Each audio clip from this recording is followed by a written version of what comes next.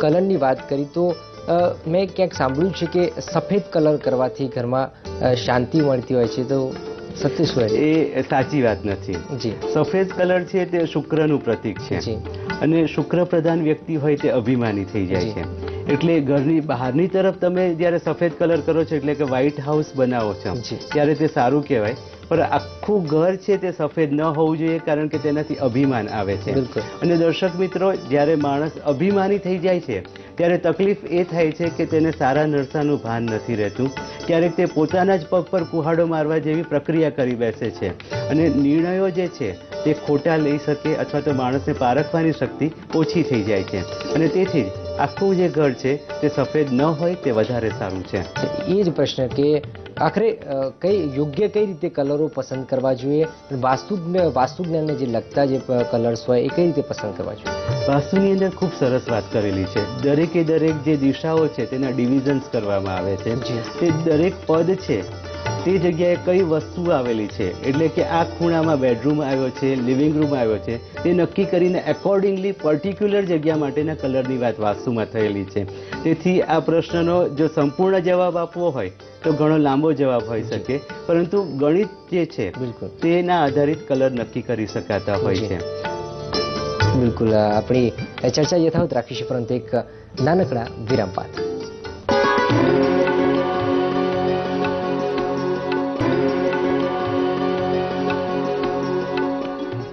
વિરામ બાદ આપનું સ્વાગત છે દર્શક મિત્રો. મનની શાંતિનું વિજ્ઞાન એટલે વાસ્તુ જ્ઞાન. આપણી સાથે છે વાસ્તુ ગુરુ મયંક રાવલ. મયંકભાઈ, એક પત્ર આવે છે ભાવેશભાઈનો, આપ જણાવશો? એમના પ્લાન બહુ નાનો જ છે, શું કહેશો આપ?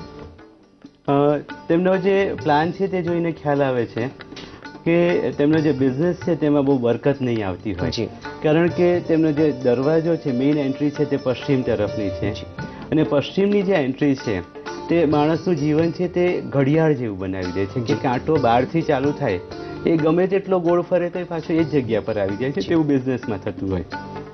બીજું, તેમની જે બેઠક વ્યવસ્થા છે તે નેગેટિવ છે, કારણ કે પશ્ચિમ તરફ મુખ રાખીને બેઠા છે અને ઉત્તરની દિવાલને અડીને બેઠા છે.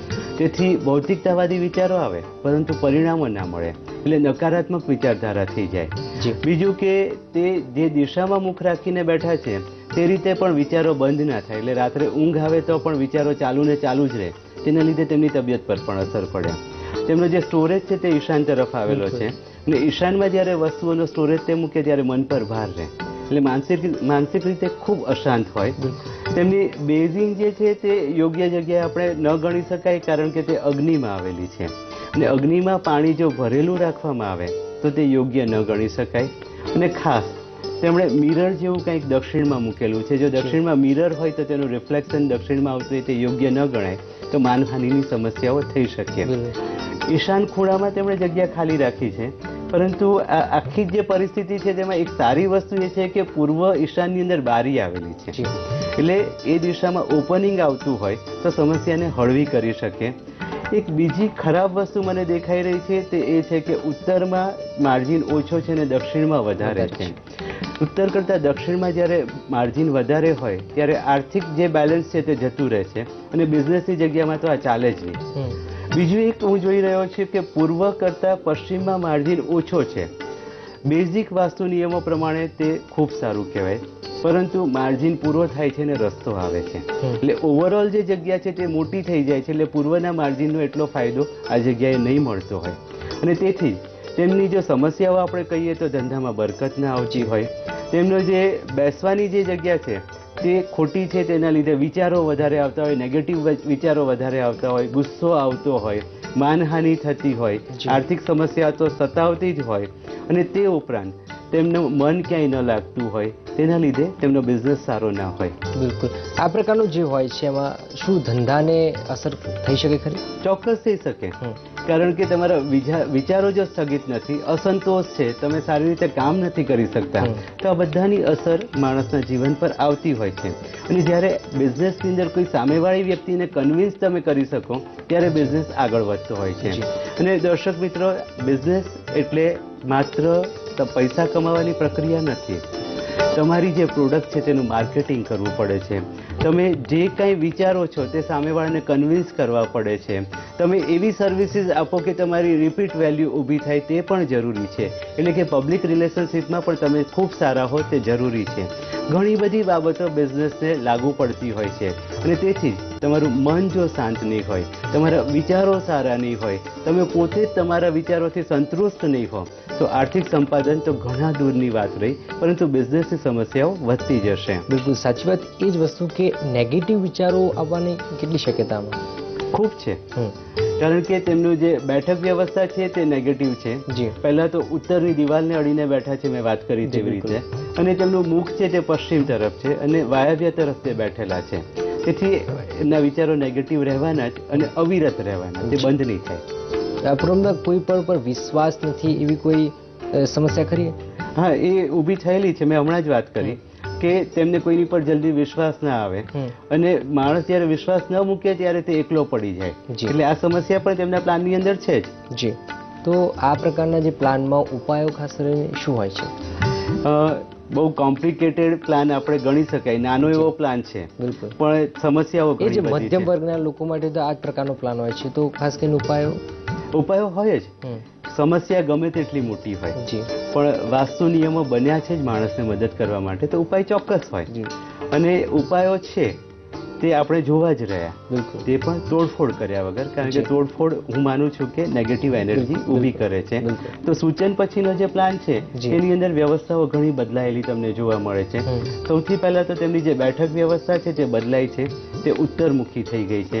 તેમનું જે કમ્પ્યુટર છે તે પણ આપણે જોઈએ છીએ કે એની દિશા બદલાઈ ગઈ છે. તેમનો સ્ટોરેજ છે તેની દિશા આપણે દક્ષિણ તરફ અને પૂર્વની દિવાલ પર લીધેલી છે, કારણ કે કોઈ પણ ડિસ્પ્લે આપણે જ્યારે ગોઠવીએ છીએ ત્યારે પૂર્વની દિવાલ પર તે હોય તે વધારે સારું કહેવાય. આઈડિયલી જો તમારો વધારે મોંઘી વસ્તુઓ છે તે નૈઋત્યમાં મૂકીએ તો સારું કહેવાય, પરંતુ નૈઋત્યમાં જગ્યા જ નથી. તેના પછીની જે જગ્યા છે તે દક્ષિણ કહેવાય, પછી પૂર્વ કહેવાય. તો આપણે પૂર્વ અગ્નિની અંદર જ્યારે સ્ટોરેજ મૂકીએ છીએ ત્યારે માણસને તે એટ્રેક્ટ જરૂર કરશે.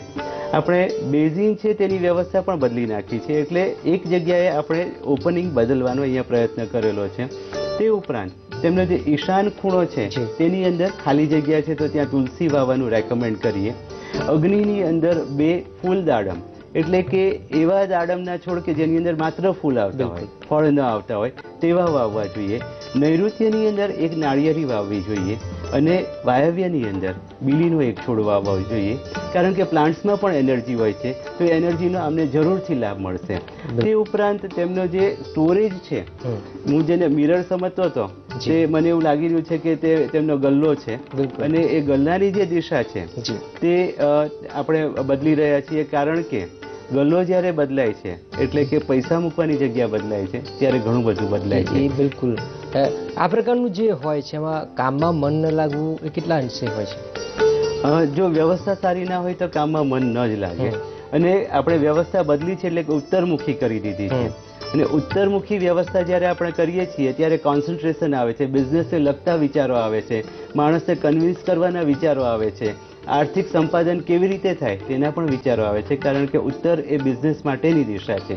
અને આ રીતે જો કરવામાં આવે તો ફાયદો ચોક્કસ થાય જ છે. બિલકુલ એ જ વાત કે બિઝનેસમાં કઈ દિશામાં મુખ રાખવું જોઈએ અને ખાસ કરીને જે પૈસાનું કાઉન્ટર હોય છે એ કઈ દિશામાં રાખવું જોઈએ? ખૂબ સરસ સવાલ છે. આપણે દર્શક મિત્રો સાથે પણ વાત કરીએ. દર્શક મિત્રો, તમને પણ ઇન્ટરેસ્ટ પડશે, કારણ કે જે બિઝનેસ કરતા હોય તેના માટેનો સવાલ છે, અને કાઉન્ટર જે છે તે રાખવા માટેની દિશાઓ સમજવી ખૂબ જરૂરી છે. જે વ્યક્તિ રિસેપ્શન પર બેસે છે તેનું જો કાઉન્ટર હોય તો તે ઉત્તરમુખી ક્યારેય ન હોવું જોઈએ, કારણ કે તે ડિમાન્ડિંગ થઈ જાય છે. તે પૂર્વ તરફ જ મુખ રાખીને બેસે તે ખૂબ જરૂરી છે. પરંતુ એકાઉન્ટ્સ માટેનું જે કાઉન્ટર છે તે ઉત્તરમુખી હોય તે ખૂબ જરૂરી છે, કારણ કે તે પૈસા સાથે જોડાયેલી એક્ટિવિટી છે. અને મુખ્ય વ્યક્તિ એટલે કે માલિકની જે બેઠક વ્યવસ્થા છે તે ઈશાન અથવા તો ઉત્તરમુખી હોય તે પણ એટલું જ જરૂરી છે. જો માલિક પૂર્વ તરફ મુખ રાખીને બેસશે તો તેને પ્રતિષ્ઠા ખૂબ મળશે, પરંતુ પૈસા ખૂબ ઓછા મળશે. તેથી આ બાબત સમજવી ખૂબ જરૂરી છે. બીજી જે બાબત છે કે તિજોરી એટલે કે પૈસા રાખવાની જગ્યા ક્યાં રાખવી જોઈએ, તો સાચી જગ્યા છે નૈઋત્યની અંદર અગ્નિની દિવાલ પર જો તિજોરી મૂકવામાં આવે, એટલે કે જ્યારે વ્યક્તિ તિજોરી ખોલે છે ત્યારે તેનું મુખ દક્ષિણ તરફ હોય અને તિજોરી જ્યારે ખુલે છે ત્યારે તે ઉત્તર તરફ ખુલતી હોય. આવી વ્યવસ્થા જો કરવામાં આવે તો આર્થિક લાભ જરૂરથી થાય છે. પણ ખાસ તિજોરીની ઉપર વજન ન આવે તે તમારે ધ્યાન રાખવું જરૂરી છે. નાનું એવું કપડું પણ નહીં, એક દીવાસળી જેટલું પણ જો વજન આવશે તો આ સમસ્યા જે છે તેનો પૂરેપૂરો ઉકેલ આપણે નહીં લાવી શકીએ. બિલકુલ, ખૂબ ખૂબ આભાર મયંકભાઈ આપનો. તો દર્શક મિત્રો, આપ પણ વાસ્તુને લગતી સમસ્યા વિશે અમને પત્ર લખી શકો છો, ઈમેલ કરી શકો છો. તો આજે બસ આટલું જ. રજા આપશો. નમસ્કાર.